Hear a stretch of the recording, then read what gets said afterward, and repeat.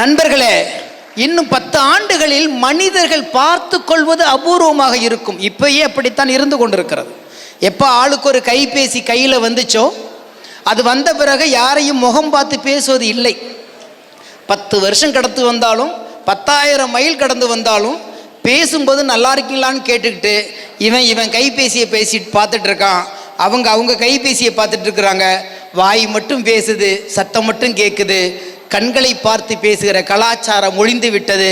மனிதர்களை பார்ப்பதே இன்னும் 10 ஆண்டுகள் கழித்து அபூர்வமாக இருக்கும். அப்படி இருக்கின்ற இந்த காலகட்டத்தை அப்படி விட முடியாது. இது மனித பண்புகளால் ஆன ஒரு மிகப்பெரிய வாழ்வியல் என்பதை நிரூபிக்க இத்தனை உறவுகளை எனக்கு இன்று சொந்தமாக்கி கொடுத்திருக்கிறார் ஐயா கிள்ளிவளவன் அவர்கள். ஏனென்றால் ஒரு மனிதனுடைய வெற்றி எங்கு தெரியுங்களா இருக்கிறது? காசு பணம் சம்பாதிக்கிறதுல இல்லை, காரு பங்களா வாங்கிறதுல இல்லை, நகை வாங்கி வீட்டுக்குள்ள வைக்கிறதுல இல்லை. ஒவ்வொரு நாளும் இன்னொரு உறவை தேடி கைப்பிடித்து மகிழ்விப்பதில் இருக்கிறது வெற்றி. நேற்று வரைக்கும் எனக்கு ஒரு 10,000 பேரை தெரியும்னா, இன்னைக்கு வரைக்கும் எனக்கு ஒரு 10,000 பேரை தெரியும்னா, நாளைக்கு எனக்கு 10,001 பேர் தெரிஞ்சா நான் ஜெயிச்சுக்கிட்டு இருக்கேன்னு அர்த்தம். தெரியலைன்னா தோத்து போயிட்டேன்னு அர்த்தம். மனிதர்களுடைய அன்பு அவ்வளவு அழகானது. இதை நான் விருது வழங்கு விழாவாக பார்க்கல. வர்றவங்க எவ்வளோ மகிழ்ச்சியா துள்ளலோட, ஞாயிற்றுக்கிழமை ஆனமா போய் ஏதாச்சும் மட்டன் சாப்பிட்டோமா, வீட்டில் சொந்தக்காரங்களோட பேசணுமா, தூங்கணுமான்னு இல்லாமல் ஒரு விழாவை காலையில் தொடங்கி மாலை வரைக்கும் நடக்கும்போது இவ்வளவு உற்சாகமாக இவ்வளவு எனர்ஜியாக நீங்கள் இருக்கிறத பார்த்தா எவ்வளவு அன்பு செலுத்திருக்கீங்க. அதான் நான் அடிக்கடி சொல்லுவேன். ஏறத்தாழ நான் ஒரு 7,000 மேடைகள் ஏறியிருக்கேன், 35 நாடுகளுக்கு மேலே போயிருப்பேன். ஆனால் ஒன்று மட்டும் நான் அடிக்கடி சொல்லுவேன், மனித அன்புக்கு நிகரானது வேற எதுவுமே கிடையாது. மனித அன்புக்கு நிகரானது எதுவுமே கிடையாது.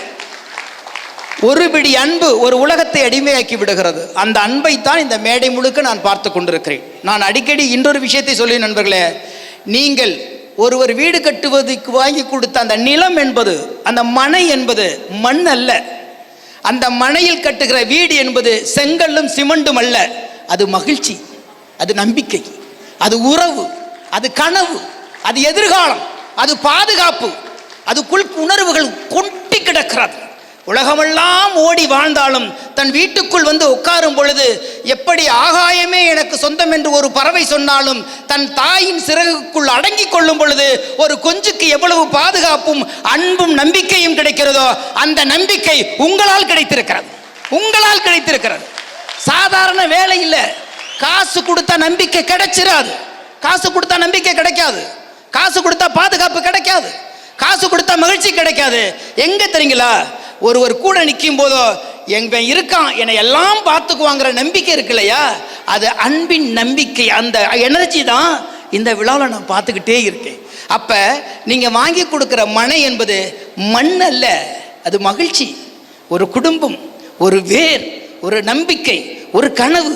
கட்டுகிற வீடு என்பது செங்கல்லும் சிமெண்டும் சுண்ணாம்பும் மரங்களும் வண்ணங்களும் ஆனது இல்லை. அது எண்ணங்களாலும் கனவுகளாலும் மகிழ்ச்சியாலும் நிரப்பப்படுகிற உலகம். அந்த உலகத்தை 37 ஆண்டுகளாக நீங்கள் படைத்துக் கொண்டிருக்கிறீர்கள்.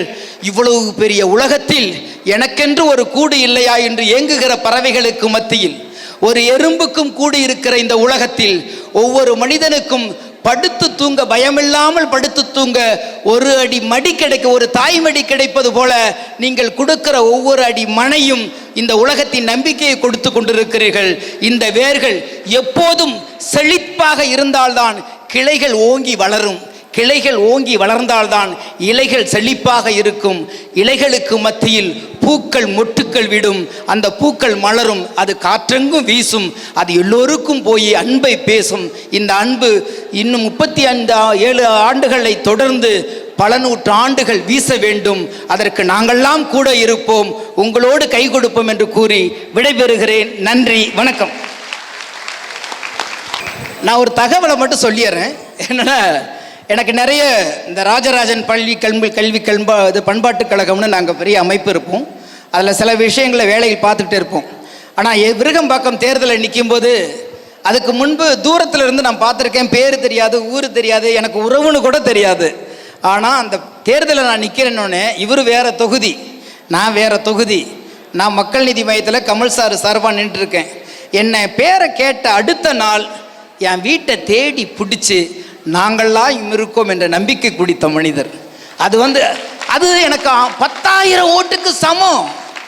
எங்கேயோ ஓடி எங்கேயோ தஞ்சாவூர் மாவட்டத்தில் கரியப்பட்டியில் பிறந்தவன் சென்னையில் வந்து ஒரு 3000 பாட்டு எழுதுனதுக்கு பிறகு அரசியலில் களை எடுத்து வைக்கும்போது என் பேர் அறிவிக்கப்பட்டவுடன் என் மண்ணை சார்ந்தவன் ஒருவன் அடுத்த களத்துக்கு செல்கிறான், அவனுக்கு என்னால் முடிந்த நம்பிக்கையை கொடுக்க வேண்டும் என்று இயர்லி மார்னிங் 7 மணிக்கு என் வீட்டை தட்டினார் ஓடி வந்து.